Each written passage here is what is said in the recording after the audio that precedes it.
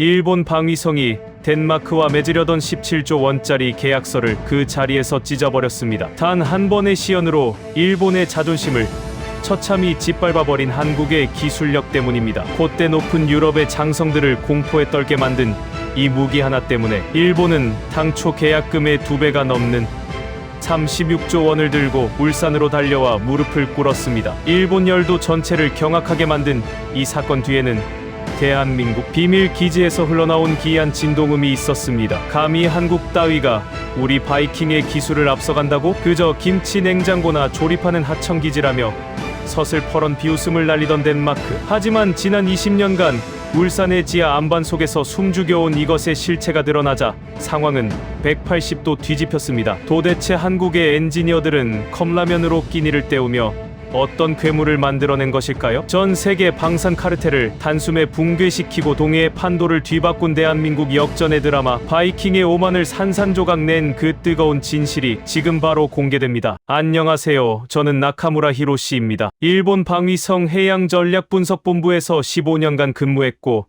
현재는 퇴직 후 방산 컨설턴트로 활동하고 있습니다. 오늘 제가 직접 목격한 그날의 사건을 여러분께 털어놓으려 합니다. 아마 이 이야기를 다 듣고 나면 한국이라는 나라를 완전히 다른 시선으로 바라보게 될 겁니다. 2024년 초겨울이었습니다. 코펜하겐의 덴마크 왕립해군 본부에서 열린 국제방산협력회의에 저도 일본 대표단의 일원으로 참석했습니다. 그날 회의장의 분위기는 묘하게 들떠 있었는데 덴마크 측이 야심차게 준비한 북극권 미사일 방어 시스템의 계약 체결이 예정되어 있었기 때문입니다. 17조 원이라는 어마어마한 금액의 계약이었고 일본을 포함한 아시아 국가들이 주요 구매 후보로 거론되고 있었습니다. 회의장 단상 위에는 덴마크 해군의 안데르센 제독이 서 있었고 그는 100년 바이킹 해양 전통을 운운하며 자신들의 기술력을 자랑하느라 여념이 없었습니다. 솔직히 말씀드리면 저도 처음에는 그의 말에 어느 정도 수긍하는 편이었습니다. 유럽의 방산 기술은 오랜 역사와 검증된 실적을 갖추고 있었고 특히 덴마크는 해상 레이더와 요격 시스템 분야에서 나름의 명성을 쌓아온 국가였으니까요. 그런데 회의가 진행되던 중 저는 한쪽 구석에 조용히 앉아있는 한국 대표단을 발견했습니다. 그들은 회의장의 메인 테이블에서 한참 떨어진 뒷자리에 배치되어 있었고 덴마크 측 진행요원들은 그들에게 통역 이어폰조차 제대로 지급하지 않은 상태였습니다. 마치 들러리처럼, 아니 그보다 못한 취급을 받고 있었던 겁니다. 안데르센 제독은 프레젠테이션 도중 한국을 직접 거론하며 조롱을 퍼부었습니다. 저 사람들은 냉장고나 잘 만드는 나라 아니냐면서 킥킥거리는 웃음소리가 회의장 곳곳에서 터져나왔고 심지어 일부 유럽 대표단원들은 대놓고 한국 측을 향해 손가락질까지 했습니다. 한국 연구원들의 얼굴이 붉어지는 게 멀리서도 보였지만 그들은 아무런 대응도 하지 않고 그저 묵묵히 자리를 지키고 있었습니다. 저는 그때 한국 대표단 중 한 명과 눈이 마주쳤습니다. 강희준이라는 이름의 연구소장이었는데 나중에 알게 된 사실이지만 그는 한국 국방과학연구소에서 25년간 극비 프로젝트를 이끌어온 핵심 인물이었습니다. 그의 눈빛에서 저는 분노도 굴욕감도 읽어내지 못했습니다. 오히려 거기에는 형용하기 어려운 자신감과 여유가 담겨 있었고 그것이 저에게 이상한 전율을 안겨주었습니다. 회의가 끝난 후 덴마크 경비원들이 한국 대표단을 행사장 밖으로 내몰았습니다. 공식 리셉션에는 참석 자격이 없다는 이유였습니다. 한국 연구원들이 짐을 챙겨나가는 뒷모습을 바라보면서 저는 씁쓸한 기분이 들었지만 솔직히 그때까지만 해도 저 역시 한국의 기술력을 크게 평가하지 않았습니다. 하지만 진짜 이야기는 그 다음부터 시작됩니다. 덴마크가 우리에게 제시한 계약 조건을 검토하던 중 저는 심각한 기술적 결함을 발견했기 때문입니다. 그들이 자랑하던 북극권 미사일 방어 시스템은 영하 40도 이하의 극저온 환경에서 레이더 오작동률이 무려 37%에 달했고 고온 환경에서는 엔진 소음이 35dB까지 치솟아 스텔스 성능이 사실상 무력화되는 치명적인 약점을 안고 있었습니다. 저는 회의장에서 이 문제를 직접 안데르센 제독에게 질문했습니다. 그의 반응은 가관이었습니다. 그는 제 질문을 일축하며 일본도 이제 한국 같은 가전제품 조립국 수준으로 떨어진 거냐고 비웃었고 회의장에 있던 유럽 대표단원들은 그의 말에 박수까지 쳤습니다. 저는 그 순간 뭔가 잘못되었다는 확신이 들었습니다. 이건 단순한 기술 거래가 아니라 아시아 국가들에게 고철 수준의 장비를 떠넘기려는 덤핑이라는 생각이 머리를 스쳤기 때문입니다. 계약서에 서명하기 직전 저는 펜을 내려놓고 화장실로 향했습니다. 그리고 거기서 비밀리에 도쿄에 있는 상관에게 연락을 취했습니다. 한국의 울산에 뭔가 있다는 소문을 들은 적이 있었고 저는 그것을 직접 확인해보고 싶었습니다. 상관은 처음에 반대했지만 제가 발견한 덴마크 시스템의 결함 데이터를 보고 난 후 입장을 바꿨습니다. 안데르센 제독은 제가 계약을 보류한다고 하자 얼굴이 새빨개져서 고함을 질렀습니다. 그는 저에게 한국에 가봤자 기껏해야 세탁기 통이나 보게 될 거라면서 조롱했고 일본이 한국 따위한테 무릎을 꿇는 꼴을 보고 싶다며 비웃었습니다. 저는 그 말을 듣고도 아무 대꾸 없이 회의장을 빠져나왔습니다. 그렇게 저는 코펜하겐을 떠나 울산으로 향했습니다. 그때까지만 해도 저는 한국의 기술력을 과소평가하고 있었고 기껏해야 덴마크보다 조금 나은 수준의 시스템을 보게 될 거라고 예상했습니다. 하지만 울산에서 저를 기다리고 있던 것은 인류의 상식을 완전히 뒤집어버리는 괴물이었습니다. 그리고 그것을 직접 목격한 순간 저는 제 인생에서 가장 큰 충격을 받게 됩니다. 다음 이야기에서는 제가 울산의 비밀 기지에서 처음으로 그것을 마주한 순간을 들려드리겠습니다. 솔직히 말씀드리면 저는 아직도 그날 본 것이 현실이었는지 확신하지 못합니다. 물리학의 법칙을 정면으로 거스르는 그 기술 앞에서 저는 한국이라는 나라를 완전히 다시 보게 되었고 덴마크와 유럽의 오만이 얼마나 허망한 것이었는지를 깨닫게 되었습니다. 울산에 도착한 것은 새벽 4시였습니다. 공항에서 내리자마자 검은색 승합차 한 대가 저를 기다리고 있었고 차 안에는 코펜하겐에서 쫓겨나듯 떠났던 강희준 소장이 앉아 있었습니다. 그는 저를 보자 희미하게 미소를 지었는데 그 표정에서 저는 승자의 여유 같은 것을 느꼈습니다. 아직 아무것도 보지 못한 상태였지만 그의 태도 하나만으로도 뭔가 심상치 않은 일이 벌어지고 있다는 직감이 들었습니다. 차는 울산 현대중공업 단지를 지나 해안선을 따라 한참을 달렸습니다. 새벽 안개 사이로 거대한 크레인들의 실루엣이 보였지만 이상하게도 그 어떤 장비도 움직이지 않았습니다. 마치 시간이 멈춘 것처럼 고요했지만 저는 차창 밖으로 스쳐 지나가는 경비 초소들의 숫자를 세면서 이곳이 결코 평범한 조선소가 아니라는 것을 깨달았습니다. 500m마다 무장 경비원이 배치되어 있었고 하늘에서는 감시 드론이 일정한 패턴으로 순찰하고 있었습니다. 차가 멈춘 곳은 바다를 향해 뻗은 콘크리트 부두 끝자락이었습니다. 그곳에는 거대한 철문이 있었고 문 위에는 붉은 글씨로 국가 1급 기밀 구역이라고 적혀 있었습니다. 그 아래에는 무단 침입 시 즉각 대응이라는 경고문이 덧붙어 있었는데 저는 일본 방위성에서 15년을 근무하면서도 이토록 삼엄한 경비 체계를 본 적이 없었습니다. 강 소장은 저를 철문 앞까지 안내했지만 거기서 발걸음을 멈췄습니다. 저는 당연히 내부를 볼 수 있을 거라고 생각했기에 왜 더 이상 가지 않느냐고 물었습니다. 그의 대답은 차가웠습니다. 아직 당신들은 이 기술을 볼 자격이 없습니다. 저는 순간 당혹감을 감추지 못했습니다. 도쿄에서 직접 파견된 일본 방위성 고위 관계자에게 자격이 없다니 이게 무슨 소리인가 싶었습니다. 하지만 강 소장의 눈빛은 진지했습니다. 그는 덴마크가 한국을 어떻게 대했는지 기억하시죠라고 물었고 저는 대답할 말을 찾지 못했습니다. 그가 말을 이었습니다. 코펜하겐에서 우리는 통역 이어폰도 받지 못했고 리셉션장에서는 개처럼 쫓겨났습니다. 당신의 일본 대표단은 그걸 보면서 웃고 있었죠. 그의 말에 저는 할 말을 잃었습니다. 그건 사실이었기 때문입니다. 강 소장은 저에게 한 가지 조건을 제시했습니다. 오늘은 기지의 외곽만 보여주겠다면서 만약 한국의 기술력을 직접 확인하고 싶다면 일본 정부가 먼저 공식적인 협력 요청을 해야 한다고 했습니다. 물건을 먼저 보여달라고 하는 건 시장 바닥에서 물건 값을 깎으려는 장사치들이나 하는 짓이라면서 그는 한국은 더 이상 그런 취급을 받을 나라가 아니라고 단호하게 말했습니다. 저는 문한 마음을 사귀며 그의 조건을 받아들였습니다. 그리고 기지 외곽을 둘러보기 시작했는데 그때부터 이상한 일이 벌어졌습니다. 기지 내부에서 낮고 웅장한 진동음이 들려오기 시작한 겁니다. 그 소리는 제 심장을 직접 두드리는 것 같았고 주파수를 가늠할 수 없을 정도로 묵직했습니다. 마치 거대한 심장이 땅속에서 뛰고 있는 것 같은 느낌이었습니다. 저는 강 소장에게 저게 무슨 소리냐고 물었지만 그는 대답하지 않고 그저 의미심장한 미소만 지었습니다. 대신 그는 저에게 기지 외벽에 설치된 온도 계측판을 보여주었습니다. 그 순간 저는 눈을 의심했습니다. 계측판에 표시된 내부 온도가 영하 196도였기 때문입니다. 이건 액체 질소에 끓는 점에 가까운 온도였고 이 정도의 극저온 환경을 유지하려면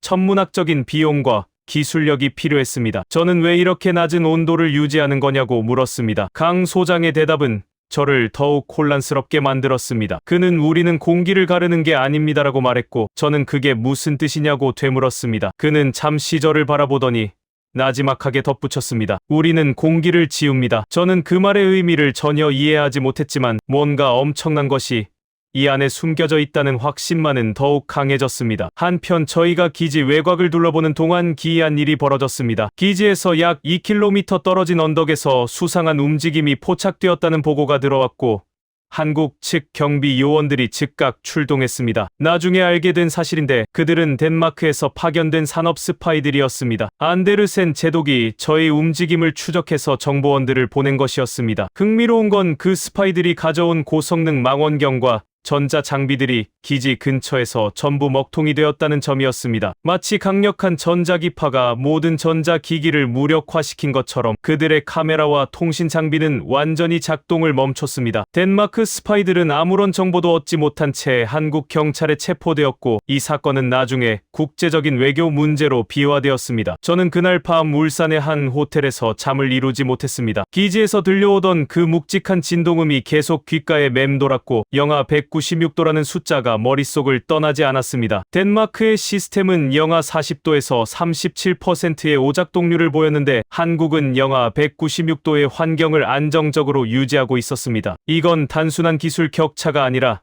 차원이 다른 수준이었습니다. 다음 날 아침 저는 도쿄에 긴급 보고서를 전송했습니다. 보고서의 핵심 내용은 단순했습니다. 덴마크의 기술은 장난감입니다. 울산에 인류의 미래가 있습니다. 저의 상관들은 처음에 제 말을 믿지 않았습니다. 한국이 유럽을 앞서는 군사 기술을 갖고 있다는 건 상식적으로 말이 안 된다고 했습니다. 하지만 저는 직접 본 것을 전했고 적어도 현장을 확인해 볼 필요가 있다고 강력히 주장했습니다. 결국 일본 방위성은 한국 측에 공식 협력 요청서를 보냈습니다. 그리고 그 요청에 대한 한국의 답변은 저희 모두를 경악하게 만들었습니다. 한국은 덴마크가 제시했던 17조 원의 2배가 넘는 36조 원을 요구했고 그것도 기술 이전 없이 완제품 공급만 하겠다고 했습니다. 일본 정부 내에서는 한국의 오만함에 분노하는 목소리가 높았지만 저는 알고 있었습니다. 한국이 그만한 가격을 부를 수 있는 뭔가가 저 기지 안에 있다는 것을 말입니다. 그리고 얼마 후 저는 드디어 그것의 실체를 직접 마주하게 됩니다. 거대한 지하 수조의 문이 열리고 검은 물속에서 서서히 떠오르는 그 형체를 보았을 때 저는 인류가 알고 있던 물리학의 법칙이 송두리째 무너지는 것을 느꼈습니다. 울산에 도착한 것은 새벽 4시였습니다. 공항에서 내리자마자 검은색 승합차 한 대가 저를 기다리고 있었고 차 안에는 코펜하겐에서 쫓겨나듯 떠났던 강희준 소장이 앉아 있었습니다. 그는 저를 보자 희미하게 미소를 지었는데 그 표정에서 저는 승자의 여유 같은 것을 느꼈습니다. 아직 아무것도 보지 못한 상태였지만 그의 태도 하나만으로도 뭔가 심상치 않은 일이 벌어지고 있다는 직감이 들었습니다. 차는 울산 현대중공업 단지를 지나 해안선을 따라 한참을 달렸습니다. 새벽 안개 사이로 거대한 크레인들의 실루엣이 보였지만 이상하게도 그 어떤 장비도 움직이지 않았습니다. 마치 시간이 멈춘 것처럼 고요했지만 저는 차창 밖으로 스쳐 지나가는 경비 초소들의 숫자를 세면서 이곳이 결코 평범한 조선소가 아니라는 것을 깨달았습니다. 500m마다 무장 경비원이 배치되어 있었고 하늘에서는 감시 드론이 일정한 패턴으로 순찰하고 있었습니다. 차가 멈춘 곳은 바다를 향해 뻗은 콘크리트 부두 끝자락이었습니다. 그곳에는 거대한 철문이 있었고 문 위에는 붉은 글씨로 국가 1급 기밀 구역이라고 적혀 있었습니다. 그 아래에는 무단 침입 시 즉각 대응이라는 경고문이 덧붙어 있었는데 저는 일본 방위성에서 15년을 근무하면서도 이토록 삼엄한 경비 체계를 본 적이 없었습니다. 강 소장은 저를 철문 앞까지 안내했지만 거기서 발걸음을 멈췄습니다. 저는 당연히 내부를 볼 수 있을 거라고 생각했기에 왜 더 이상 가지 않느냐고 물었습니다. 그의 대답은 차가웠습니다. 아직 당신들은 이 기술을 볼 자격이 없습니다. 저는 순간 당혹감을 감추지 못했습니다. 도쿄에서 직접 파견된 일본 방위성 고위 관계자에게 자격이 없다니 이게 무슨 소리인가 싶었습니다. 하지만 강 소장의 눈빛은 진지했습니다. 그는 덴마크가 한국을 어떻게 대했는지 기억하시죠라고 물었고 저는 대답할 말을 찾지 못했습니다. 그가 말을 이었습니다. 코펜하겐에서 우리는 통역 이어폰도 받지 못했고 리셉션장에서는 개처럼 쫓겨났습니다. 당신의 일본 대표단은 그걸 보면서 웃고 있었죠. 그의 말에 저는 할 말을 잃었습니다. 그건 사실이었기 때문입니다. 강 소장은 저에게 한 가지 조건을 제시했습니다. 오늘은 기지의 외곽만 보여주겠다면서 만약 한국의 기술력을 직접 확인하고 싶다면 일본 정부가 먼저 공식적인 협력 요청을 해야 한다고 했습니다. 물건을 먼저 보여달라고 하는 건 시장 바닥에서 물건 값을 깎으려는 장사치들이나 하는 짓이라면서 그는 한국은 더 이상 그런 취급을 받을 나라가 아니라고 단호하게 말했습니다. 저는 무난 마음을 사귀며 그의 조건을 받아들였습니다. 그리고 기지 외곽을 둘러보기 시작했는데 그때부터 이상한 일이 벌어졌습니다. 기지 내부에서 낮고 웅장한 진동음이 들려오기 시작한 겁니다. 그 소리는 제 심장을 직접 두드리는 것 같았고 주파수를 가늠할 수 없을 정도로 묵직했습니다. 마치 거대한 심장이 땅속에서 뛰고 있는 것 같은 느낌이었습니다. 저는 강 소장에게 저게 무슨 소리냐고 물었지만 그는 대답하지 않고 그저 의미심장한 미소만 지었습니다. 대신 그는 저에게 기지 외벽에 설치된 온도 계측판을 보여주었습니다. 그 순간 저는 눈을 의심했습니다. 계측판에 표시된 내부 온도가 영하 196도였기 때문입니다. 이건 액체 질소에 끓는 점에 가까운 온도였고 이 정도의 극저온 환경을 유지하려면 천문학적인 비용과 기술력이 필요했습니다. 저는 왜 이렇게 낮은 온도를 유지하는 거냐고 물었습니다. 강 소장의 대답은 저를 더욱 혼란스럽게 만들었습니다. 그는 우리는 공기를 가르는 게 아닙니다라고 말했고 저는 그게 무슨 뜻이냐고 되물었습니다. 그는 잠시 저를 바라보더니 나지막하게 덧붙였습니다. 우리는 공기를 지웁니다. 저는 그 말의 의미를 전혀 이해하지 못했지만 뭔가 엄청난 것이 이 안에 숨겨져 있다는 확신만은 더욱 강해졌습니다. 한편 저희가 기지 외곽을 둘러보는 동안 기이한 일이 벌어졌습니다. 기지에서 약 2km 떨어진 언덕에서 수상한 움직임이 포착되었다는 보고가 들어왔고 한국 측 경비 요원들이 즉각 출동했습니다. 나중에 알게 된 사실인데 그들은 덴마크에서 파견된 산업 스파이들이었습니다. 안데르센 제독이 저의 움직임을 추적해서 정보원들을 보낸 것이었습니다. 흥미로운 건 그 스파이들이 가져온 고성능 망원경과 전자 장비들이 기지 근처에서 전부 먹통이 되었다는 점이었습니다. 마치 강력한 전자기파가 모든 전자기기를 무력화시킨 것처럼 그들의 카메라와 통신 장비는 완전히 작동을 멈췄습니다. 덴마크 스파이들은 아무런 정보도 얻지 못한 채 한국 경찰에 체포되었고 이 사건은 나중에 국제적인 외교 문제로 비화되었습니다. 저는 그날 밤 울산의 한 호텔에서 잠을 이루지 못했습니다. 기지에서 들려오던 그 묵직한 진동음이 계속 귓가에 맴돌았고 영하 196도라는 숫자가 머릿속을 떠나지 않았습니다. 덴마크의 시스템은 영하 40도에서 37%의 오작동률을 보였는데 한국은 영하 196도의 환경을 안정적으로 유지하고 있었습니다. 이건 단순한 기술 격차가 아니라 차원이 다른 수준이었습니다. 다음 날 아침 저는 도쿄에 긴급 보고서를 전송했습니다. 보고서의 핵심 내용은 단순했습니다. 덴마크의 기술은 장난감입니다. 울산에 인류의 미래가 있습니다. 저의 상관들은 처음에 제 말을 믿지 않았습니다. 한국이 유럽을 앞서는 군사 기술을 갖고 있다는 건 상식적으로 말이 안 된다고 했습니다. 하지만 저는 직접 본 것을 전했고 적어도 현장을 확인해 볼 필요가 있다고 강력히 주장했습니다. 결국 일본 방위성은 한국 측에 공식 협력 요청서를 보냈습니다. 그리고 그 요청에 대한 한국의 답변은 저희 모두를 경악하게 만들었습니다. 한국은 덴마크가 제시했던 17조 원의 2배가 넘는 36조 원을 요구했고 그것도 기술 이전 없이 완제품 공급만 하겠다고 했습니다. 일본 정부 내에서는 한국의 오만함에 분노하는 목소리가 높았지만 저는 알고 있었습니다. 한국이 그만한 가격을 부를 수 있는 뭔가가 저 기지 안에 있다는 것을 말입니다. 그리고 얼마 후 저는 드디어 그것의 실체를 직접 마주하게 됩니다. 거대한 지하 수조의 문이 열리고 검은 물속에서 서서히 떠오르는 그 형체를 보았을 때 저는 인류가 알고 있던 물리학의 법칙이 송두리째 무너지는 것을 느꼈습니다. 일본 정부 내부는 그야말로 발칵 뒤집혔습니다. 한국이 36조 원이라는 천문학적인 금액을 제시하자 방위성 고위 관료들 사이에서 격렬한 논쟁이 벌어졌고 일부는 한국의 허풍이라며 무시해야 한다고 주장했습니다. 애초에 한국 같은 작은 나라가 유럽의 100년 전통 방산 기술을 뛰어넘는 무기를 개발했다는 것 자체가 말이 안 된다는 게 그들의 논리였습니다. 하지만 저는 그들과 생각이 달랐습니다. 울산에서 직접 목격한 것들이 머릿속을 떠나지 않았기 때문입니다. 영하 196도의 극저온 시설, 모든 전자 장비를 무력화시키는 전자기파 방어 체계, 그리고 땅속에서 울려오던 그 정체불명의 진동음까지 저는 한국이 뭔가 엄청난 것을 숨기고 있다는 확신이 있었습니다. 논쟁이 한창이던 중 코펜하겐에서 급보가 날아왔습니다. 덴마크의 안데르센 제독이 일본의 움직임을 감지하고 격분해서 직접 울산 연구소에 항해 전화를 걸었다는 소식이었습니다. 그는 통화 중에 한국 놈들은 냉장고 부품으로 사기치려는 거다라며 고함을 질렀고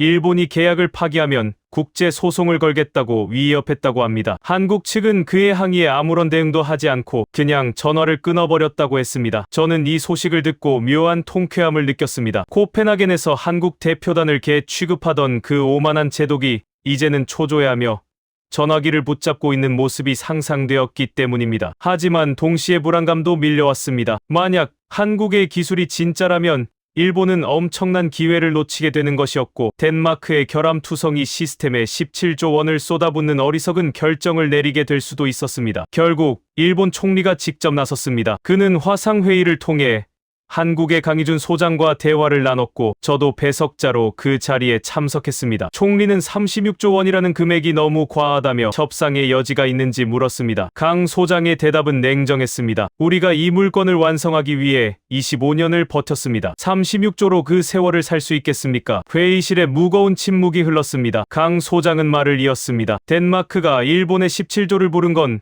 그게 적정 가격이어서가 아닙니다. 결함이 있는 물건을 비싸게 떠넘기려는 거죠. 우리 것은 결함이 없습니다. 가격이 다를 수밖에 없습니다. 총리는 적어도 기술의 일부라도 이전받을 수 있는지 물었지만 강 소장은 단칼에 거절했습니다. 기술 이전은 없습니다. 완제품 구매만 가능합니다. 회의가 끝난 후 일본 정부 내에서 다시 논쟁이 벌어졌습니다. 36조 원은 일본 국방 예산의 상당 부분을 차지하는 금액이었고 그만한 돈을 한국에 지불한다는 건 정치적으로도 굉장히 민감한 사안이었습니다. 많은 관료들이 차라리 덴마크와 계약하자고 주장했고 한국의 기술력은 과장된 것이라며 의심의 눈초리를 거두지 않았습니다. 바로 그때 저는 결정적인 제안을 했습니다. 직접 시연을 요청하자고 말입니다. 한국이 정말로 그만한 가치가 있는 무기를 갖고 있다면 증명해 보이라고 요구하자는 것이었습니다. 만약 시연에서 실패하면 협상을 중단하고 성공하면 36조 원을 지불하는 조건으로 말입니다. 총리는 잠시 고민하더니 제 제안을 받아들였습니다. 한국 측의 시연 요청을 전달하자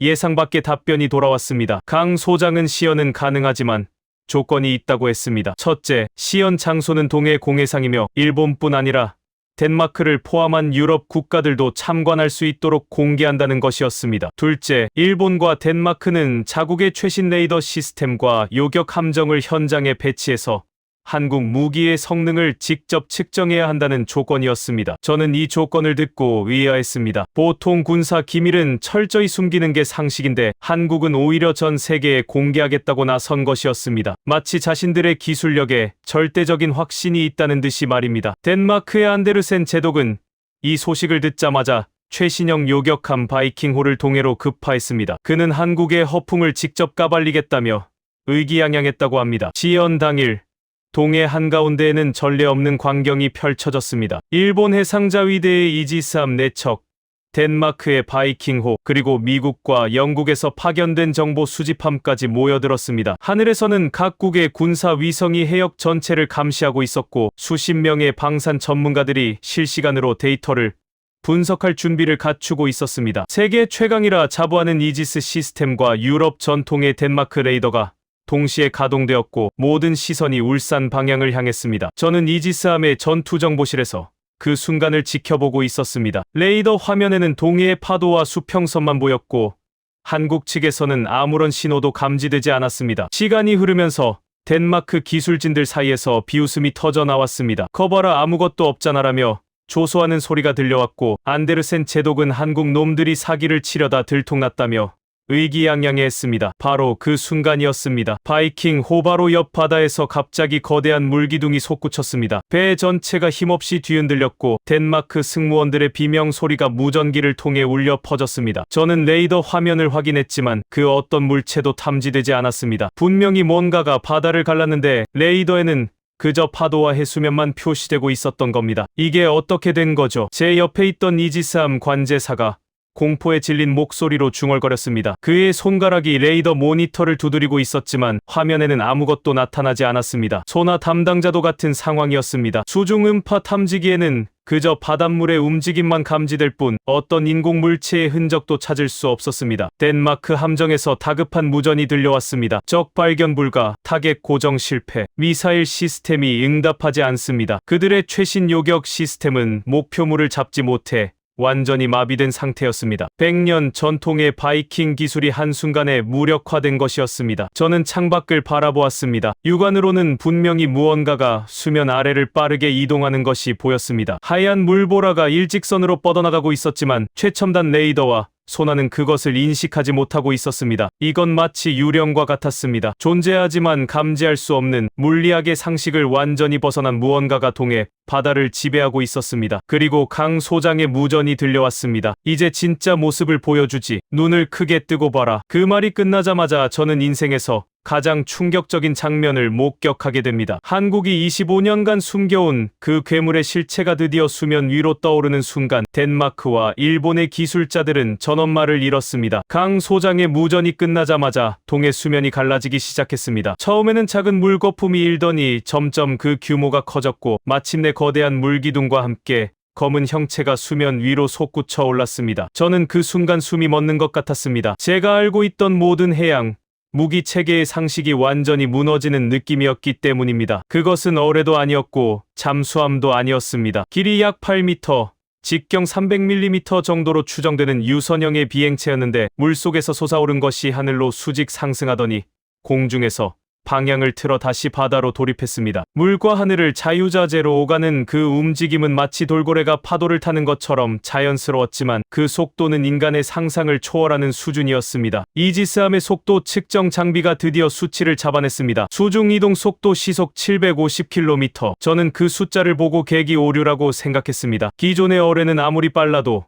시속 100km를 넘기기 어렵습니다. 일본 해상자위대가 운용하는 89식 어뢰도 최고 속도가 시속 110km 정도이고 세계에서 가장 빠르다는 러시아의 시크발 어뢰도 시속 370km가 한계였습니다. 그런데 한국의 이 물체는 그 2배가 넘는 속도로 물속을 질주하고 있었던 겁니다. 제 옆에 있던 일본 기술진이 계기를 다시 확인했습니다. 오류가 아니었습니다. 그 물체는 실제로 시속 750km 이상의 속도로 수중을 이동하고 있었고 더 충격적인 건 그 속도로 달리면서도 급격한 방향 전환이 가능하다는 점이었습니다. 일반적인 물리학으로는 설명이 불가능한 기동이었습니다. 물의 저항은 공기의 약 800배에 달하는데 어떻게 그런 속도와 기동성이 동시에 가능한 건지 아무도 이해하지 못했습니다. 덴마크의 바이킹호에서 다급한 무전이 연속으로 들려왔습니다. 그들은 황급히 미사일 발사를 시도했지만 타겟 포착 자체가 되지 않아 시스템이 작동을 거부했습니다. 레이더에는 여전히 아무것도 잡히지 않았고 소나 역시 그저 바닷물의 움직임만 감지하고 있었습니다. 세계 최고 수준이라던 덴마크의 탐지 시스템이 완전히 무력화된 것이었습니다. 안데르센 제독의 목소리가 무전기를 통해 울려 퍼졌습니다. 이건 사기다. 한국 놈들이 뭔가 조작하고 있는 거다. 하지만 그의 외침은 공허하게 들렸습니다. 왜냐하면 바로 그 순간 한국의 그 물체가 바이킹호 선체 바로 아래를 스쳐 지나갔기 때문입니다. 엄청난 물살이 배를 뒤흔들었고 덴마크 승무원들은 갑판 위에서 나뒹굴었습니다. 공격을 한 것도 아닌데 그저 스쳐 지나간 것만으로 수천 톤급 군함이 휘청거린 겁니다. 저는 창밖 밖으로 그 광경을 지켜보면서 전율을 느꼈습니다. 한국의 저 물체가 만약 실제 전투 상황에서 적함을 공격한다면 상대방은 맞기 전까지 자신이 공격받고 있다는 사실조차 알지 못할 것이었습니다. 탐지도 안 되고 요격도 불가능하고 심지어 회피할 시간조차 주어지지 않는 완벽한 스텔스 타격 무기였습니다. 강 소장이 다시 무전을 보내왔습니다. 지금부터 표적 타격 시연을 시작하겠습니다. 동해 한가운데 미리 설치해둔 무인 표적함을 공격할 테니 주목해 주십시오. 그의 말이 끝나자 한국의 그 물체가 방향을 틀어 약 15km 떨어진 표적함을 향해 돌진하기 시작했습니다. 저는 스톱워치를 눌렀습니다. 그리고 정확히 72초 후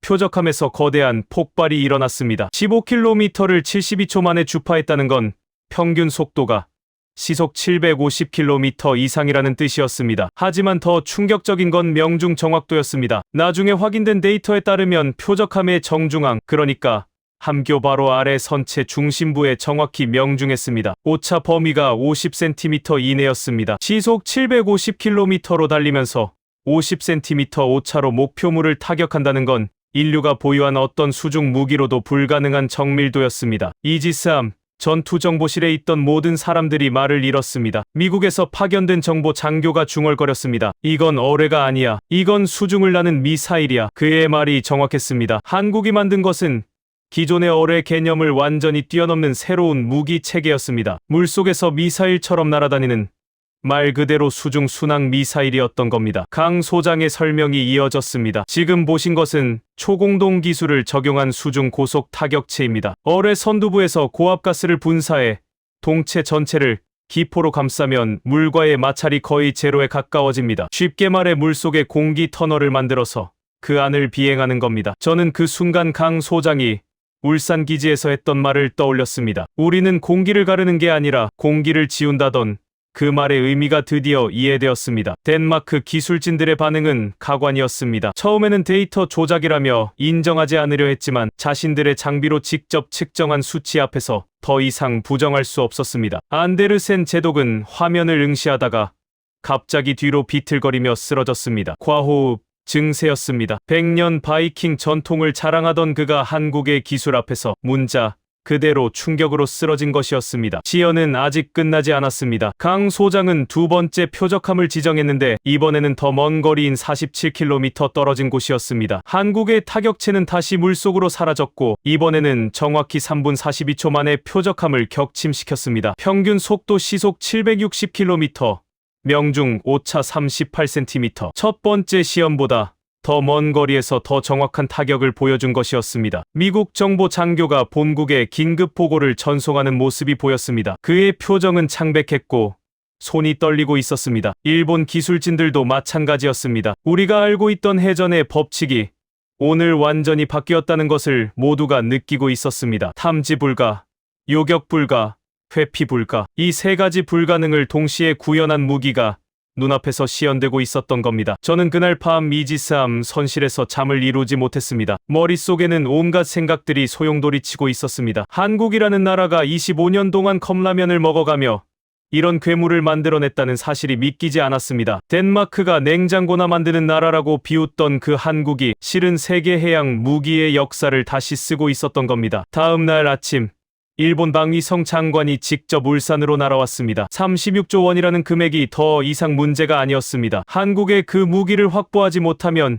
일본 열도의 안전 자체가 위협받을 수 있다는 판단이 선 것이었습니다. 일본 방위성 장관이 울산에 도착한 것은 시연이 끝난 다음 날 오후였습니다. 저도 수행원 자격으로 그 자리에 동행했는데 장관의 표정은 굳어 있었고 손에는 36조 원이 적힌 수표가 들려 있었습니다. 전날 밤 도쿄에서 긴급 강요회의가 열렸고 어떤 대가를 치르더라도 한국의 무기를 확보해야 한다는 결론이 내려진 것이었습니다. 울산 연구소에 들어서자 저는 다시 한번 놀라지 않을 수 없었습니다. 최첨단 시설을 예상했는데 연구소 내부는 의외로 소박했습니다. 복도 곳곳에는 컵라면 박스가 쌓여 있었고 연구원들은 기름때가 묻은 낡은 작업복을 입고 있었습니다. 화려한 로비나 번쩍이는 장비 대신 그곳에는 세월의 흔적이 고스란히 배어있는 노력의 현장이 펼쳐져 있었습니다. 강희준 소장이 우리를 맞이했습니다. 그는 장관에게 먼저 연구소를 둘러보시겠느냐고 물었고 장관은 고개를 끄덕였습니다. 우리는 지하 3층에 위치한 핵심 연구시설로 안내받았습니다. 거대한 수조가 있었고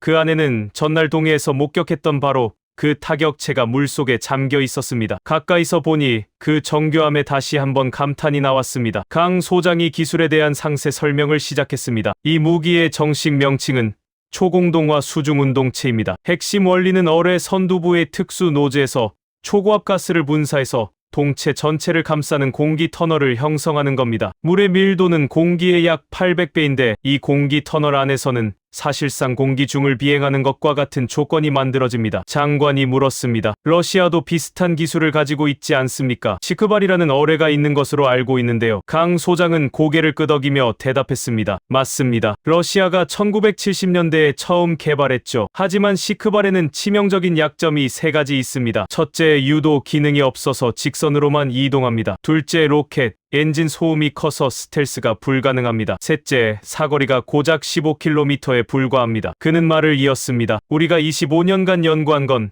바로 이 세 가지 약점을 극복하는 겁니다. 우리 것은 사거리 100km 이상이고 중간에 방향 전환이 가능하며 소음은 기존 어뢰의 10분의 1 수준입니다. 세계 어느 나라도 이 세 가지를 동시에 해결하지 못했습니다. 미국도 포기했고 독일도 실패했습니다. 오직 한국만이 성공한 겁니다. 저는 그 말을 듣고 전날 시연에서 왜 레이더와 소나에 전혀 잡히지 않았는지 이해가 되었습니다. 소음이 극도로 낮으니 음파 탐지가 안 되고 공기 터널에 감싸여 있으니 레이더 반사파도 거의 발생하지 않는 것이었습니다. 게다가 수중에서 시속 750km로 움직이면 적함이 위협을 인지하고 대응할 시간 자체가 없었습니다. 장관은 한동안 말없이 수조 안의 타격체를 바라보았습니다. 그리고 나서 품에서 수표를 꺼내 강 소장에게 내밀었습니다. 36조 원입니다. 이것으로 계약을 진행하고 싶습니다. 저는 그 순간 한국이 드디어 승리했다고 생각했습니다. 하지만 강 소장의 반응은 예상 밖이었습니다. 그는 수표를 받지 않았습니다. 대신 장관 에게 한 가지를 보여주고 싶다며 연구소 식당으로 안내했습니다. 식당 한쪽 벽면에는 산더미처럼 쌓인 컵라면 박스가 있었고 그 옆에는 낡아빠진 슬리퍼들이 수북이 놓여 있었습니다. 강 소장이 입을 열었습니다. 저것들이 25년의 흔적입니다. 연구비가 부족할 때 우리 연구원들은 저 컵라면으로 끼니를 때웠습니다. 가족들 얼굴도 못 보고 연구소에서 살다시피 하면서 저 슬리퍼가 닳도록 복도를 오갔습니다. 식당 안에는 60대로 보이는 노년의 연구원들이 점심을 먹고 있었습니다. 그들의 손은 거칠었고 얼굴에는 세월의 주름이 깊게 패여 있었습니다. 강 소장이 말을 이었습니다. 저분들이 한국 방산기술의 산증인들입니다. 젊은 시절부터 이 프로젝트에 매달려서 머리가 하얗게 셀 때까지 포기하지 않은 분들이죠. 1990년대에 일본과 유럽이 한국의 기술 이전을 거부했을 때 저분들은 이를 악물고 독자 개발을 시작했습니다. 장관의 얼굴이 굳어졌습니다. 저도 그때의 일을 알고 있었습니다. 과거 한국이 잠수함 기술과 어뢰 기술을 이전받으려 했을 때 일본은 적극적으로 방해 로비를 했었습니다. 한국의 첨단 무기 기술을 넘겨주면 안 된다고 미국과 유럽에 압력을 넣었던 것이죠. 그 결과 한국은 기술 도입에 실패했고 맨손으로 처음부터 시작해야 했습니다. 강 소장의 목소리가 낮아졌습니다. 일본이 우리에게 기술을 가르쳐주지 않을 때 이분들은 컵라면을 먹으며 이 도면을 그렸습니다. 유럽이 우리를 무시할 때 이분들은 밤새 실험을 반복했습니다. 36조 원으로 그 25년의 세월을 살 수 있다고 생각하십니까? 그의 물음에 장관은 대답하지 못했습니다. 강 소장은 수표를 다시 장관에게 돌려주었습니다. 우리는 돈이 필요해서 이 무기를 만든 게 아닙니다. 우리가 원하는 건 존중입니다. 그가 조건을 제시했습니다. 첫째, 가격은 적정 수준으로 조정하겠습니다. 둘째, 대신 이 무기의 명칭은 전 세계 어디서든 한국어 그대로 불러야 합니다. 셋째, 모든 공식 문서에 대한민국 개발이라는 문구가 명시되어야 합니다. 장관은 한참 동안 침묵했습니다. 그리고 나서 천천히 고개를 숙였습니다. 그 모습은 분명히 사과의 의미였습니다. 과거 일본이 한국의 기술 발전을 방해했던 것에 대한, 그리고 한국을 무시하고 얕보았던 것에 대한 사죄였습니다. 저는 그 장면을 보면서 복잡한 감정이 들었습니다. 일본인으로서 굴욕감도 있었지만 동시에 한국이 이뤄낸 성취에 대한 경외심도 느껴졌습니다. 협상은 그 자리에서 타결되었습니다. 최종 금액은 36조 원이 아닌 28조 원으로 조정되었고 한국은 일본에 초공동화 수중운동체 48기를 공급하기로 합의했습니다. 그리고 강 소장의 요구대로 이 무기는 전 세계에서 한국어 명칭 그대로 불리게 되었습니다. 영어식 번역 없이 오직 한글로만 표기되는 최초의 국제 무기 체계가 탄생한 것이었습니다. 연구소를 나서는 길에 저는 복도에 걸린 사진 한 장을 보았습니다. 1998년에 촬영된 것으로 젊은 연구원들이 허름한 실험실에서 웃고 있는 모습이었습니다. 그 사진 속 젊은이들이 바로 지금 식당에서 컵라면을 먹던 그 백발의 노인들이었습니다. 25년이라는 세월이 그들의 머리를 하얗게 만들었지만 그 세월이 대한민국을 세계 해양 무기의 최강국으로 만들어낸 것이었습니다. 한국과의 계약 소식이 알려지자 전 세계가 발칵 뒤집혔습니다. 특히 덴마크의 반응은 처참했습니다. 안데르센 제독운동의 시연 당시의 충격에서 회복하지 못한 채 병원에 입원한 상태였고 덴마크 방산업계 전체가 공황 상태에 빠졌습니다. 일본뿐 아니라 유럽 각국에서 덴마크와의 계약을 취소하겠다는 통보가 빗발쳤기 때문입니다. 일본과의 계약이 체결된 다음 날 울산 연구소에서는 작은 파티가 열렸습니다. 저는 일본 대표단의 일원으로 그 자리에 초대받았는데 화려한 연회를 예상했던 제 예상은 완전히 빗나갔습니다. 연구소 마당에 플라스틱 의자와 간이 테이블이 놓여 있었고 음식이라고는 삼겹살과 소주 그리고 또다시 컵라면이 전부였습니다. 60대의 백발 연구원들이 둘러앉아 소주잔을 기울이고 있었습니다. 그들의 눈가에는 눈물이 맺혀 있었고 서로를 껴안으며 해냈다. 우리가 해냈어라고 중얼거리는 소리가 들려왔습니다. 저는 그 광경을 보면서 가슴이 먹먹해졌습니다. 25년이라는 세월 동안 그들이 겪었을 고난과 좌절, 그리고 포기하고 싶었던 순간들이 저 눈물 속에 담겨 있는 것 같았습니다. 강희준 소장이 제 옆으로 다가왔습니다. 그는 소주 한 잔을 건네며 말했습니다. 나카무라 씨, 저분들 보이시죠? 저분들 중에는 20대에 이 프로젝트에 참여해서 손주를 볼 나이가 될 때까지 연구소를 떠나지 않은 분들이 계십니다. 결혼식에도 못 가고 부모님 장례식에도 겨우 하루만 다녀온 분들도 있습니다. 저는 그 말을 듣고 아무 대답도 할 수 없었습니다. 한 연구원이 술에 취해 노래를 부르기 시작했습니다. 아리랑이었습니다. 처음에는 한 사람이 부르던 노래가 점점 퍼져나가 연구소 마당 전체가 합창으로 물들었습니다. 저는 일본인이지만 그 순간만큼은 그들의 감동에 동화되지 않을 수 없었습니다. 국적을 떠나 인간으로서 느끼는 경외심이었습니다. 파티가 한창일 때 강 소장이 저에게 한 사람을 소개해 주었습니다. 박정수라는 이름의 78세 노인이었는데 그는 이 프로젝트의 초대 연구원이었습니다. 1990년대 초반 한국 정부가 처음으로 초공동 기술 연구를 승인했을 때부터 참여한 분이었습니다. 그의 손은 거칠고 주름이 깊었지만 눈빛만큼은 청년처럼 맑았습니다. 박 연구원은 제게 당시의 이야기를 들려주었습니다. 1995년에 우리는 일본에 기술 협력을 요청했습니다. 잠수함용 어뢰 기술을 배우고 싶었거든요. 하지만 일본은 거절했습니다. 그것뿐 아니라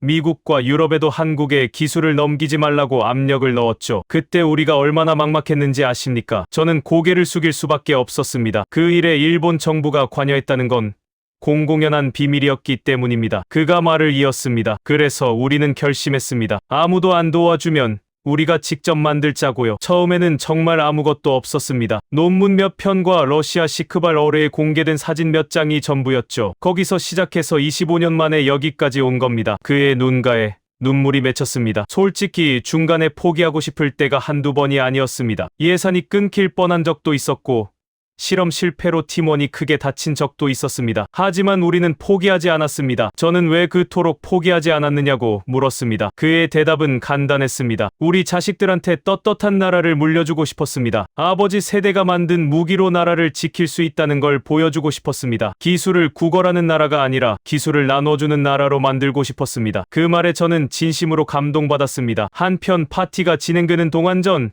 세계에서는 난리가 나고 있었습니다. 한국과 일본의 계약 소식이 알려지자 각국 언론이 일제히 속보를 타전했습니다. 특히 충격을 받은 곳은 유럽이었습니다. 100년 넘게 세계 방산 시장을 지배해온 유럽 방산 카르텔이 아시아의 작은 나라에 추월당했다는 사실을 받아들이기 어려워했기 때문입니다. 덴마크의 반응은 특히 처참했습니다. 안데르센 제독이 병원에 입원한 사이에 덴마크 국방부는 비상회의를 소집했습니다. 일본이 계약을 파기한 것도 문제였지만 더 큰 문제는 다른 나라들도 줄줄이 이탈하기 시작했다는 점이었습니다. 노르웨이, 네덜란드, 폴란드 등 덴마크와 방산 협력을 논의하던 국가들이 일제히 협상을 중단하겠다고 통보해온 것이었습니다. 덴마크 언론은 난리가 났습니다. 한 신문은 바이킹의 창이 부러졌다라는 제목으로 일면을 장식했고 또 다른 신문은 냉장고의 복수라는 제목으로 한국의 승리를 조롱 섞인 어조로 보도했습니다. 하지만 그 조롱에는 씁쓸함이 묻어났습니다. 자신들이 그토록 무시하던 나라에 완패했다는 사실을 인정할 수밖에 없었기 때문입니다. 안데르센 제독이 병원에서 퇴원한 것은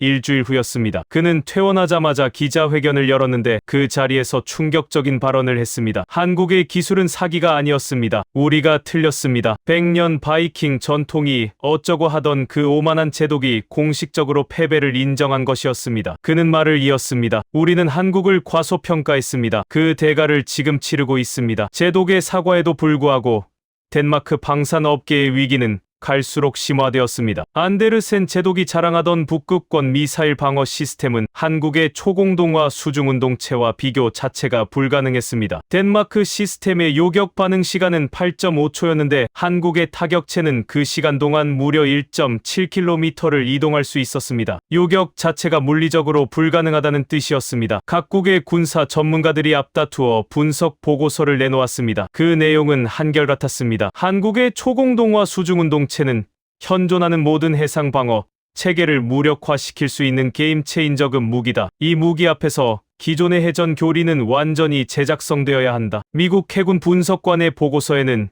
이런 문장이 적혀 있었습니다. 한국은 바다의 룰을 바꿨다. 유럽 방산업계의 주가가 폭락했습니다. 덴마크의 대표적인 방산 기업 주가는 일주일 만에 47%가 빠졌고 프랑스와 독일의 해양 무기 제조사들도 20% 이상 하락했습니다. 반면 한국 방산 기업들의 주가는 연일 상한가를 기록했습니다. 시장은 이미 결론을 내린 것이었습니다. 해양 무기의 미래는 유럽이 아니라 한국에 있다고 말입니다. 울산 연구소의 파티가 끝난 후 저는 강 소장에게 마지막으로 한 가지를 물었습니다. 왜 36조 원을 거절하고 28조 원에 합의했습니까? 더 받을 수 있었잖아요. 그의 대답은 제 예상과 달랐습니다. 우리가 원한 건 돈이 아니라 인정이었습니다. 일본이 과거의 잘못을 사과하고 한국의 기술을 존중하겠다고 약속했을 때 그것으로 충분했습니다. 8조 원은 그 존중에 대한 답례입니다. 저는 그 말을 듣고 한국이라는 나라를 다시 보게 되었습니다. 단순히 기술력만 뛰어난 게 아니라 그 기술을 대하는 자세와 철학이 달랐습니다. 돈보다 명예를, 이익보다 존중을 택하는 그 태도야말로 진정한 강국의 면모라는 생각이 들었습니다. 한국과 일본의 계약 소식이 전해진 지 2주가 지났을 무렵 덴마크 코펜하겐에서는 긴급 국방위원회가 소집되었습니다. 저는 당시 도쿄로 복귀한 상태였지만 유럽에 파견된 일본 정보요원들을 통해 그곳의 상황을 실시간으로 전달받고 있었습니다. 덴마크의 상황은 그야말로 아비규환이었습니다. 안데르센 제독은 병원에서 퇴원한 후에도 정상적인 업무 복귀가 불가능한 상태였습니다. 동해에서 목격한 한국의 기술력이 트라우마가 되어 악몽에 시달리고 있다는 소문이 돌았고 그의 측근들은 제독이 수면제 없이는 잠을 이루지 못한다고 귀띔했습니다. 100년 바이킹 전통을 운운하며 한국을 조롱하던 그 오만한 제독이 한국의 기술 앞에서 완전히 무너진 것이었습니다. 덴마크 국방부에는 계약 파기 통보가 빗발쳤습니다. 일본이 빠진 것은 시작에 불과했습니다. 노르웨이는 북극해 방어 시스템 공동 개발 계약을 전면 재검토하겠다고 통보했고 네덜란드는 이미 지불한 계약금 환불을 요구하며 법적 소송을 예고했습니다. 폴란드는 아예 한국과 직접 접촉을 시작했다는 첩보가 입수되었습니다. 가장 치명적인 타격은 미국에서 왔습니다. 미 국방부가 덴마크와 진행 중이던 북대서양 레이더 통합 사업의 재검토를 발표한 것이었습니다. 미국 측 관계자는 공식 브리핑에서 이렇게 말했습니다. 동맹국의 방산 기술력은 상호 신뢰의 기반입니다. 현재 덴마크의 기술 수준이 우리의 기대에 부합하는지 재평가가 필요합니다. 외교적 언어로 포장되어 있었지만 사실상 덴마크의 기술력을 불신하겠다는 선언이나 다름없었습니다. 덴마크 방산업계의 붕괴는 걷잡을 수 없이 빨라졌습니다. 안데르센 제독이 자랑하던 왕립해군 조선소의 주가는 3주 만에 62%가 폭락했고 협력업체들은 줄줄이 부도 위기에 몰렸습니다. 덴마크 정부는 긴급 구제금융을 검토했지만 이미 신뢰를 잃은 기업들의 세금을 투입하는 것에 대한 국민적 반발이 거셌습니다. 코펜하겐의 한 신문은 이런 헤드라인을 뽑았습니다. 냉장고에 당하다. 불과 몇 주 전 한국을 냉장고나 만드는 나라라고 조롱하던 그들이 이제는 스스로를 조롱하고 있었습니다. 기사의 내용은 뼈 아팠습니다. 우리는 아시아를 무시했고 그 오만의 대가를 지금 치르고 있다. 한국은 냉장고만 만드는 나라가 아니었다. 그들은 100년 바이킹의 자존심을 단 한 번의 시연으로 박살냈다. 안데르센 제독은 결국 사임 압박을 받았습니다. 덴마크 국방장관이 직접 그에게 자진 사퇴를 권고했고 제독은 더 이상 버틸 명분이 없었습니다. 사임 기자회견에서 그는 이렇게 말했습니다. 저는 한국의 기술력을 오판했습니다. 그 오판이 덴마크 방산 산업에 돌이킬 수 없는 피해를 입혔습니다. 국민 여러분께 사죄드립니다. 그의 목소리는 떨리고 있었고 카메라 앞에서 눈물을 보이기도 했습니다. 제독의 사임 후 덴마크 정부는 놀라운 결정을 내렸습니다. 한국의 공식 사절단을 파견해 기술 협력을 요청하기로 한 것이었습니다. 불과 한 달 전만 해도 한국을 하청 기지 취급하던 나라가 이제는 고개를 숙이고 기술을 배우겠다고 나선 것이었습니다. 역사의 아이러니가 따로 없었습니다. 덴마크 국방장관이 직접 울산을 방문했습니다. 저는 당시 일본 방위성의 연락관 자격으로 그 현장에 동석할 기회가 있었습니다. 장관은 강희준 소장에게 정중하게 고개를 숙이며 과거 우리의 무례한 행동에 대해 사과드린다고 말했습니다. 그리고 한국의 기술을 배울 수 있는 기회를 달라고 요청했습니다. 강 소장의 대답은 의외로 담담했습니다. 그는 과거는 과거일 뿐이라며 앞으로 서로 존중하는 관계를 만들어가자고 화답했습니다. 복수나 응징 대신 화해와 협력을 택한 것이었습니다. 저는 그 모습에서 진정한 강자의 여유를 보았습니다. 약자는 복수에 집착하지만 강자는 용서할 줄 압니다. 한국은 그런 의미에서 진정한 강자가 되어 있었습니다. 덴마크와의 협력 논의가 진행되는 동안 더 큰 뉴스가 터졌습니다. 유럽 각국이 앞다투어 한국에 러브콜을 보내기 시작한 것이었습니다. 프랑스 해군이 한국의 초공동화 수중운동체 기술에 관심을 표명했고 영국 국방부도 비공식 접촉을 시도했습니다. 심지어 미국 해군까지 한국과의 기술 교류를 타진하고 있다는 소문이 돌았습니다. 세계 방산 시장의 판도가 완전히 뒤바뀌고 있었습니다. 100년 넘게 유럽과 미국이 지배하던 해양 무기 시장에 한국이라는 새로운 강자가 등장한 것이었습니다. 스톡홀름 국제평화연구소는 긴급 보고서를 발표했습니다. 한국의 초공동화 수중운동체는 21세기 해양 전쟁의 패러다임을 바꿀 게임 체인저다. 이 기술을 보유한 국가는 향후 해양 안보에서 절대적 우위를 점하게 될 것이다. 울산 연구소에는 전 세계에서 방문 요청이 쇄도했습니다. 각국의 군사 전문가들, 방산 기업 임원들, 심지어 학계의 석학들까지 한국의 기술을 직접 보고 싶다며 줄을 섰습니다. 강 소장은 대부분의 요청을 정중히 거절했지만 일부 우호국에는 제한적인 시차를 허용했습니다. 그 과정에서 한국의 외교적 위상도 덩달아 높아졌습니다. 가장 극적인 변화는 덴마크 조선소의 운명이었습니다. 100년 역사를 자랑하던 왕립해군 조선소가 결국 매물로 나왔고, 놀랍게도 가장 적극적인 인수 의사를 보인 곳은 한국 기업이었습니다. 한국의 대형 조선사가 덴마크 조선소 인수를 검토하고 있다는 뉴스가 나오자 덴마크 언론은 또 한 번 충격에 빠졌습니다. 바이킹의 후예가 아시아의 용에게 무릎을 꿇다라는 제목의 기사가 유럽 전역에 퍼져나갔습니다. 저는 이 모든 상황을 지켜보면서 역사의 흐름이 바뀌는 순간을 목격하고 있다는 느낌을 받았습니다. 한국이라는 나라는 더 이상 과거의 한국이 아니었습니다. 기술을 구걸하던 나라에서 기술을 나눠주는 나라로, 무시당하던 나라에서 존경받는 나라로 완전히 탈바꿈한 것이었습니다. 하지만 한국의 진정한 저력은 아직 완전히 드러나지 않았습니다. 덴마크와의 외교전이 마무리될 무렵 동해에서 예상치 못한 사태가 발생했습니다. 한국의 초공동화 수중운동체가 시연이 아닌 실전에서 그 위력을 증명해야 할 순간이 다가온 것이었습니다. 그날은 평범한 화요일 아침이었습니다. 저는 도쿄 방위성 사무실에서 한국과의 계약 후속 업무를 처리하고 있었는데 갑자기 긴급 호출이 울렸습니다. 회의실로 달려가자 대형 스크린에 동해 실시간 위성 영상이 떠 있었고 참석자들의 표정은 하나같이 긴장되어 있었습니다. 상관이 짧게 설명했습니다. 러시아 해군 소속으로 추정되는 정체불명의 잠수함이 일본 영해 인근까지 접근하고 있다고 했습니다. 상황은 심각했습니다. 러시아 태평양 함대 소속의 킬로급 잠수함으로 추정되는 물체가 동해 중앙부에서 포착되었는데 일본 해상자 위대의 소나망을 교묘하게 피해 남하하고 있었습니다. 이 잠수함은 러시아가 보유한 재래식 잠수함 중 가장 정숙성이 뛰어난 기종으로 서방에서는 바다의 블랙홀이라는 별명으로 불리는 골칫덩이였습니다. 일본 해상자 위대는 즉각 대잠 초계기를 출격시켰지만 러시아 잠수함의 정확한 위치를 파악하지 못하고 있었습니다. 이지스함들이 동해로 급파되었지만 광활한 바다에서 조용히 숨어드는 잠수함을 찾는 건 집더미에서 바늘 찾기나 다름없었습니다. 설상가상으로 러시아 측은 모든 통신을 무시한 채 계속 남하하고 있었고 의도를 알 수 없어 긴장감은 극에 달했습니다. 바로 그때 한국 해군에서 연락이 왔습니다. 한국 합참은 일본과의 방산협력 계약에 따라 상황을 공유받았고 필요하다면 지원할 준비가 되어 있다고 전해왔습니다. 일본 방위성 내부에서는 의견이 갈렸습니다. 일부는 자존심 문제를 들어 한국의 도움을 거부해야 한다고 주장했지만 현장 지휘관들의 생각은 달랐습니다. 한국의 초공동화 수중운동체가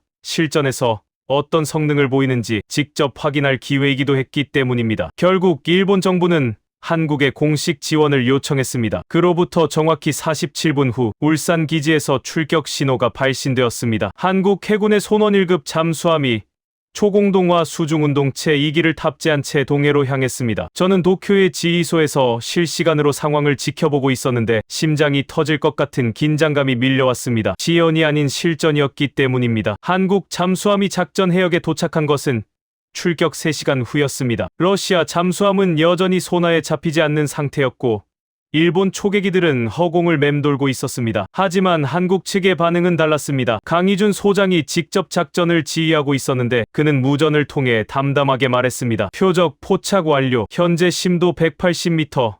속도 8노트로 남서진 중. 일본 지휘소에 있던 모든 사람들이 경악했습니다. 우리 이지스함의 소나도 잡지 못한 러시아 잠수함을 한국은 이미 정확히 추적하고 있었던 것입니다. 나중에 확인된 바로는 한국이 독자 개발한 저주파 능동소나 시스템이 러시아 잠수함의 위치를 꿰뚫어보고 있었습니다. 탐지거리 78km, 오차 범위 15m. 일본이 보유한 어떤 소나보다도 압도적인 성능이었습니다. 한국 지휘부는 먼저 러시아 잠수함에 경고 신호를 보냈습니다. 국제해양법에 따라 즉각 부상하여 신원을 밝히라는 내용이었습니다. 하지만 러시아 측은 응답하지 않았고 오히려 속도를 높여 일본령의 방향으로 더 깊숙이 침투하기 시작했습니다. 상황이 위험 수준으로 치닫고 있었습니다. 강 소장이 결단을 내렸습니다. 경고 사격을 실시한다. 초공동화 수중운동체 1기 발사 준비. 저는 숨을 죽이고 스크린을 응시했습니다. 한국의 무기가 실전에서 발사되는 역사적인 순간이었습니다. 발사 명령이 떨어졌고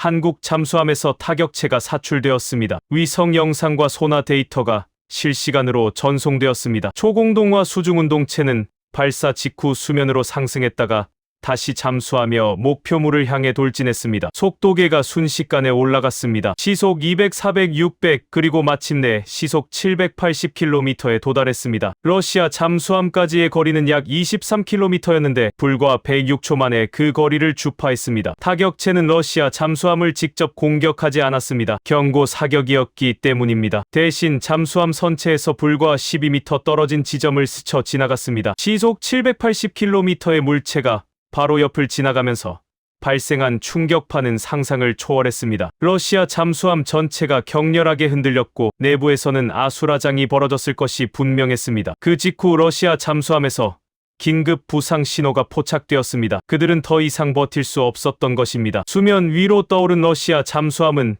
백기를 올린 것이나 다름없었습니다. 함장이 국제 주파수로 무전을 보내왔습니다. 그 내용은 전 세계 군사 관계자들 사이에서 회자되었습니다. 정체불명의 고속 물체에 피격당할 뻔했다. 도대체 무슨 무기인지 알 수 없다. 바닷속에 괴물이 있다. 러시아 함장의 목소리에는 공포가 묻어 있었습니다. 소련 시절부터 잠수함을 몰아온 베테랑 함장이었지만 그는 난생 처음 경험하는 상황에 완전히 압도당한 것이었습니다. 자신들의 위치가 어떻게 파악되었는지, 그 괴물 같은 물체가 어떻게 시속 800km 가까운 속도로 수중을 이동했는지 아무것도 이해할 수 없다고 했습니다. 일본 지휘소에서는 환호성이 터져 나왔습니다. 하지만 저는 웃을 수 없었습니다. 한국의 무기가 일본을 지켜준 상황이었기 때문입니다. 우리가 수십 년간 축적한 해상 전력으로도 잡지 못한 러시아 잠수함을 한국은 단 한 발의 경고 사격으로 굴복시켰습니다. 그 현실이 복잡한 감정을 불러일으켰습니다. 사건이 마무리된 후 강 소장이 무전을 보내왔습니다. 그의 목소리는 여전히 담담했습니다. 일본 측에 전해 주십시오. 이것이 한국의 기술력입니다. 우리는 동맹을 지킬 준비가 되어 있습니다. 저는 그 말을 듣고 가슴이 뜨거워졌습니다. 불과 몇 달 전만 해도 덴마크와 함께 한국을 무시하던 일본이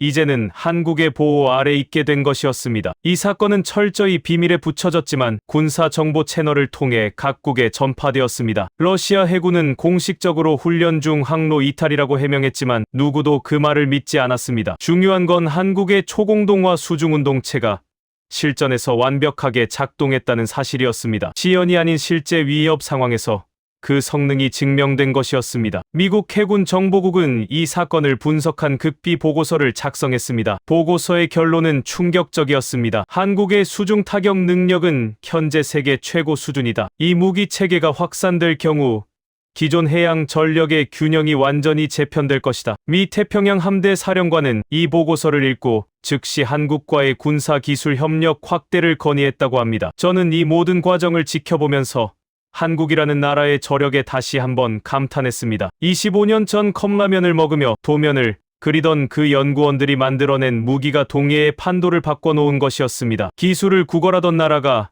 이제는 강대국의 위협으로부터 동맹을 지켜주는 나라가 되었습니다. 동해 사건이 있은 지 한 달 후 저는 예상치 못한 곳에서 한국을 다시 마주하게 되었습니다. 벨기에 브뤼셀에서 열린 나토 확대 안보회의에 일본 옵서버 자격으로 참석했는데 회의장에 들어서는 순간 눈을 의심했습니다. 회의장 정중앙 상석에 태극기가 펄럭이고 있었고 그 자리에는 한국 대표단이 앉아 있었습니다. 불과 몇 달 전 코펜하겐에서 한국 대표단이 구석 자리에 쫓겨나 통역 이어폰도 받지 못하던 광경이 떠올랐습니다. 그때 그 자리에 앉아있던 강희준 소장이 지금은 회의장 한복판에서 각국 정상들과 악수를 나누고 있었습니다. 역사가 완전히 뒤집힌 것이었습니다. 회의가 시작되자 나토 사무총장이 먼저 발언했습니다. 그는 최근 동아시아 해역에서 벌어진 사건을 언급하며 해양 안보의 새로운 패러다임이 필요하다고 말했습니다. 그리고 이어진 말에 회의장 전체가 술렁였습니다. 오늘 우리는 특별 게스트로 대한민국 대표단을 모셨습니다. 한국이 보유한 첨단 해양 무기 기술에 대해 직접 설명을 듣고자 합니다. 강 소장이 연단에 올랐습니다. 그의 뒤로 초공동화 수중운동체의 성능 데이터가 대형 스크린에 떠올랐습니다. 수중 최고 속도 시속 800km, 사거리 100km 이상, 명중 오차 50cm 이내, 레이더 및 소나 탐지 확률 0.3% 미만. 숫자 하나하나가 나올 때마다 유럽 장성들의 표정이 굳어졌습니다. 특히 덴마크 대표단의 자리가 눈에 띄었습니다. 안데르센 제독이 앉아있던 그 상석에는 이제 다른 장교가 앉아 있었고, 덴마크 대표단은 회의장 구석으로 밀려나 있었습니다. 불과 몇 달 전 한국을 그 자리로 내몰았던 바로 그들이 이제는 같은 처지가 된 것이었습니다. 역사의 아이러니가 이토록 선명하게 드러나는 순간을 저는 처음 목격했습니다. 강 소장의 발표가 끝나자 질문이 쏟아졌습니다. 프랑스 해군 참모 총장이 먼저 손을 들었습니다. 한국이 이 기술을 동맹국에 이전할 의향이 있느냐고 물었습니다. 강 소장은 잠시 생각하더니 대답했습니다. 기술 이전은 없습니다. 하지만 신뢰할 수 있는 파트너에게는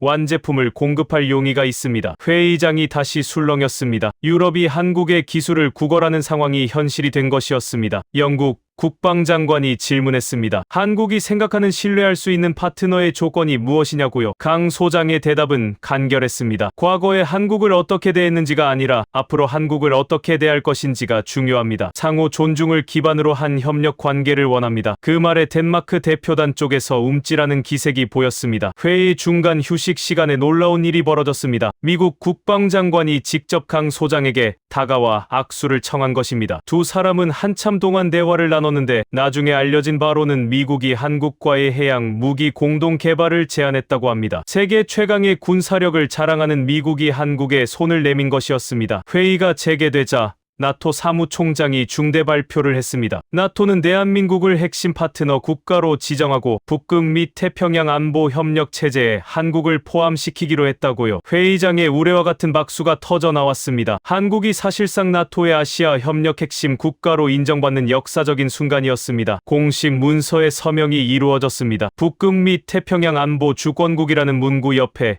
대한민국이라는 국명이 명시되었습니다. 저는 그 순간을 카메라로 담았습니다. 냉장고나 만드는 나라라고 조롱받던 한국이 이제는 전 세계 해양 안보의 핵심 국가로 명시된 것이었습니다. 회의가 끝난 후 리셉션이 열렸습니다. 이번에는 한국 대표단이 귀빈석에 앉았고 각국 대표들이 줄을 서서 인사를 건넸습니다. 프랑스, 영국, 독일, 이탈리아 등 유럽의 강대국들이 모두 한국과 악수하기 위해 기다리고 있었습니다. 저는 그 광경을 보면서 세상이 정말 바뀌었다는 것을 실감했습니다. 가장 인상적인 장면은 일본 대표단이 한국 대표단에게 인사할 때였습니다. 일본 방위성 장관이 강 소장 앞에서 깊이 고개를 숙였습니다. 동해 사건에서 한국이 보여준 지원에 감사드린다고 말했습니다. 몇 달 전만 해도 상상할 수 없었던 장면이었습니다. 강 소장은 담담하게 이웃 국가를 돕는 것은 당연한 일이라고 화답했습니다. 리셉션장 한쪽에서는 덴마크 대표가 홀로 서 있는 모습이 보였습니다. 아무도 그에게 다가가지 않았습니다. 불과 몇 달 전 코펜하겐에서 한국을 조롱하며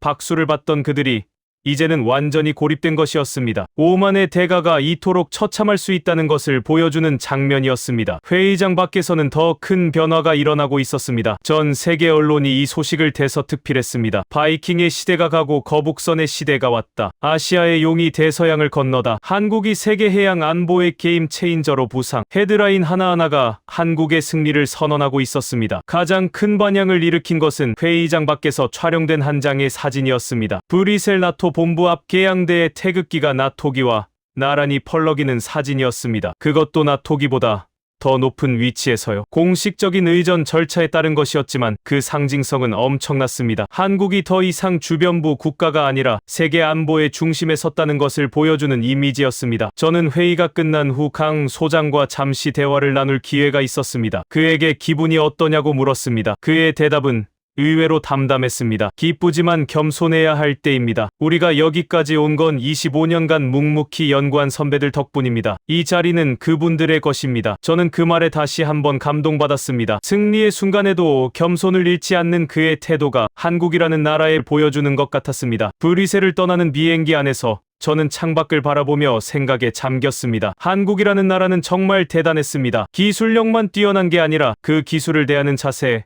승리를 대하는 태도, 패자를 대하는 품격까지 모든 면에서 진정한 강국의 면모를 보여주고 있었습니다. 모든 것이 끝난 후 저는 다시 한번 울산을 찾았습니다. 이번에는 공식 업무가 아니라 개인적인 방문이었습니다. 나토 정상회의에서 한국이 받은 영예로운 대우, 전 세계가 한국의 기술력을 인정한 그 역사적인 순간들을 지켜본 후 저는 이 모든 것이 시작된 곳을 다시 보고 싶었습니다. 울산 연구소에 도착했을 때는 해질녘이었습니다. 붉은 노을이 동해 수평선 위로 번지고 있었고 연구소 마당에서는 소박한 잔치가 벌어지고 있었습니다. 하지만 이번에는 컵라면이 아니었습니다. 연구원들의 가족들이 모여 바비큐를 굽고 있었고 아이들의 웃음소리가 마당 가득 울려 퍼지고 있었습니다. 25년간 가족과 떨어져 연구에 매진했던 그들이 드디어 사랑하는 사람들과 함께하는 시간을 갖고 있었습니다. 강희준 소장이 저를 발견하고 다가왔습니다. 그의 얼굴에는 평온한 미소가 번져 있었습니다. 어서 오세요. 나카무라 씨, 마침 잘 오셨습니다. 오늘은 특별한 날이거든요. 그가 가리킨 곳에는 백발의 박정수 연구원이 손녀를 무릎에 앉히고 앉아 있었습니다. 78세의 노인이 어린 손녀에게 뭔가를 설명하고 있었는데 아마도 자신이 평생을 바쳐 만든 것에 대한 이야기인 것 같았습니다. 강 소장이 말했습니다. 박 연구원님 손녀가 오늘 처음으로 할아버지가 뭘 만들었는지 알게 됐어요. 그동안은 비밀이라 말씀을 못하셨거든요. 저는 그 광경을 바라보며 가슴이 뭉클해졌습니다. 25년간 가족에게도 말 못할 비밀을 안고 살았던 그 노인이 이제야 손녀에게 자신의 인생을 이야기할 수 있게 된 것이었습니다. 연구소 마당 한쪽에는 전국 각지에서 보내온 응원 편지들이 쌓여 있었습니다. 한국과 일본의 계약 소식이 알려진 후 수많은 국민들이 연구원들에게 감사의 편지를 보내온 것이었습니다. 강 소장은 그 편지 더미를 가리키며 말했습니다. 솔직히 36조 원보다 이게 더 값집니다. 국민들이 우리를 알아봐 주셨다는 게 가장 큰 보상이에요. 저는 편지 몇 통을 읽어보았습니다. 한 초등학생이 보낸 편지에는 이렇게 적혀 있었습니다. 할아버지 연구원님들 감사합니다. 저도 커서 나라를 지키는 과학자가 될래요. 또 다른 편지는 80대 할머니가 보낸 것이었습니다. 내 아들 같은 젊은이들이 밤새 고생해서 이런 걸 만들었다니 눈물이 납니다. 한국 사람으로 태어나서 자랑스럽습니다. 편지마다 진심 어린 감사와 자부심이 담겨 있었습니다. 해가 완전히 지고 어둠이 내려앉을 무렵 연구소 마당에 모인 사람들이 자연스럽게 동해 쪽을 바라보았습니다. 그때 수평선 너머에서 불빛이 나타났습니다. 한국 해군 함정들이 연구소 앞바다를 지나가고 있었던 것입니다. 그 중 한 척에는 초공동화 수중운동체가 탑재되어 있을 터였습니다. 연구원들과 가족들이 일제히 손을 흔들었고 함정에서도 조명을 깜빡이며 화답했습니다. 강 소장이 나지막이 말했습니다. 저 배들이 지키는 건 단순한 영예가 아닙니다. 저건 우리 자식들이 안전하게 살 수 있는 미래를 지키는 겁니다. 그의 말에 저는 고개를 끄덕였습니다. 무기란 결국 사람을 지키기 위한 것이고 한국의 연구원들은 25년간 바로 그 목적을 위해 헌신해온 것이었습니다. 저녁 식사 후 저는 박정수 연구원과 따로 이야기를 나눌 기회가 있었습니다. 78세의 노인은 소주 한 잔을 앞에 두고 지난 세월을 회상했습니다. 1990년대 초반에 이 프로젝트가 시작됐을 때 저는 40살이었습니다. 아들이 초등학교에 다닐 때였죠. 그 아들이 이제 50이 넘었고 제 손녀가 초등학교에 다닙니다. 제 인생 전부를 이 연구소에서 보낸 거예요. 그가 말을 이었습니다. 후회하지 않느냐고요? 솔직히 힘들 때가 많았습니다. 아들 졸업식도 못 갔고 아내 생일도 수십 번 잊었습니다. 하지만 오늘 손녀가 제 손을 잡고 할아버지가 세상에서 제일 멋있다고 했을 때 그 한마디에 모든 게 보상받는 기분이었습니다. 그의 눈가에 눈물이 맺혔지만 입가에는 미소가 번져 있었습니다. 저는 그에게 마지막으로 한 가지를 물었습니다. 일본인인 제가 이런 질문을 드려도 될지 모르겠지만 한국이 이 기술로 세계 최강이 된 지금 어떤 기분이십니까? 그의 대답은 제 예상과 달랐습니다. 최강이요? 저는 그런 거 모릅니다. 저는 그냥 제 손녀가 안전한 나라에서 살았으면 좋겠어요. 우리가 만든 게 누군가를 해치는 게 아니라 누군가를 지키는 데 쓰였으면 합니다. 그게 제 소원입니다. 다음 날 아침